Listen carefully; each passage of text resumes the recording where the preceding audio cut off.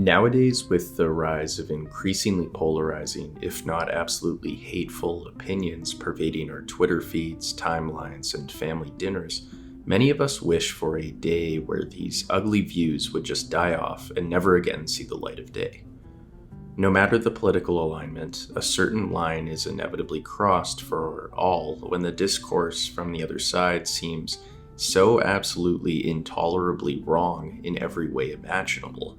To make it worse, why must this other side, so determined in their lust to trample all over your very well-informed and verifiably correct opinion, be so loud, insulting, and inconsiderate? Why can't we simply imprison these parasitic beliefs with their hosts and allow them to wither away in a certain obscurity? I would invite us to consider the words of the 19th century philosopher and political thinker John Stuart Mill, an advocate for liberty, diversity, and progress as means towards greater human flourishing and happiness. This video is sponsored by Ground News. Are you finding yourself caught in constant arguments? Do you live in a state of equal frustration and confusion every time you decide to read some Facebook comments? Are you convinced that your uncle has entirely lost touch with reality and is actively planning a coup? Whatever the case, at least some of these feelings can be alleviated through some understanding.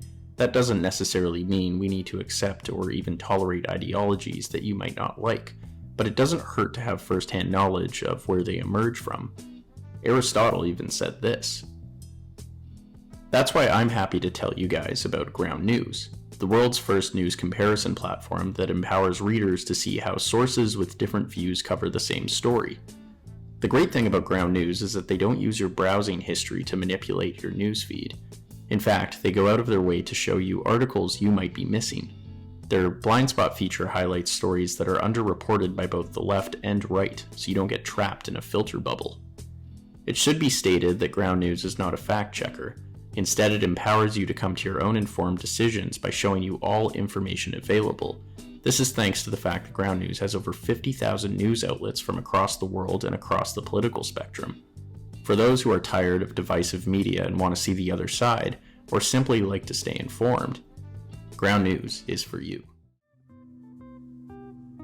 Mill, in his essay on liberty, provides us with one of the greatest arguments for allowing those so seemingly invalid the right to practice their freedom of expression and freedom of speech.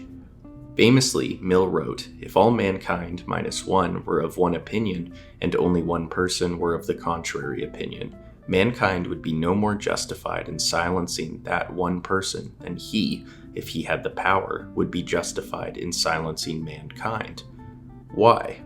As he argues, it is within the very nature of our search for a greater truth that a collision of opinions holds absolute necessity. Firstly, as is shown throughout history, the opinions that we may attempt to suppress, no matter how painful or morally disgusting it would be to admit, may actually inevitably turn out to be the truthful ones. In fact, as Mill argues, to do otherwise is to claim something godlike of your own genius.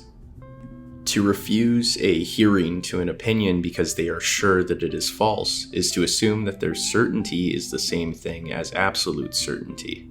We may look back at any point in human history and find man's consistent inability to identify an unpopular opinion as truthful, and similarly realize their error in considering the majority opinion as a universal truth with absolute certainty.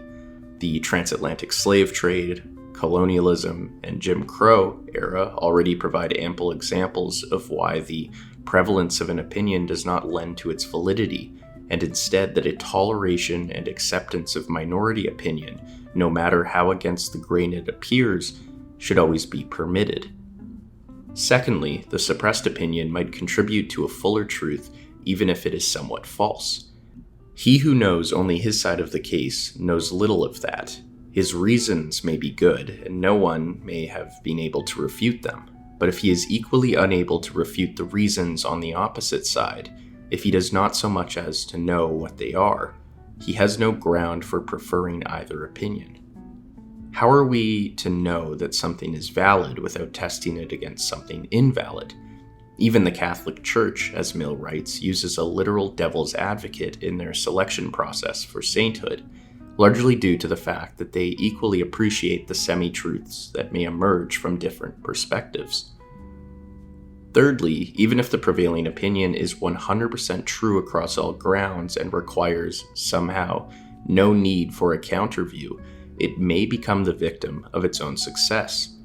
As soon as mankind have unanimously accepted a truth, does the truth perish within them? Specifically, even if a suppressed opinion is wholeheartedly false, suppressing it weakens our commitment to true opinions on an intellectual and emotional level.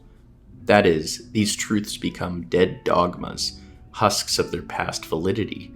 We soon follow them because it is the normal thing to do rather than the right thing. And to recall our history yet again, it has been proven many times that following certain things because they seem right, without ever questioning if they are right, can be downright murderous. Thus, no matter how evil that other opinion may be, we need its presence, if only to never forget the risk of succumbing to it. Mill overall believes that these opinions, no matter the extent of their truthfulness, should be communicated through a studied moderation of language. This practice, especially these days and across all ideologies, has been promptly tossed aside in order to win a peculiar arms race towards absolute indignity and volume. The internet certainly amplifies this fact. However, in revisiting Mill's advocacy for free speech, I hope that we can find some millimeter of tolerance for our so obviously wrong opponents, if not for their ability to only further the validity of our own opinion in the presence of their blatant wrongness.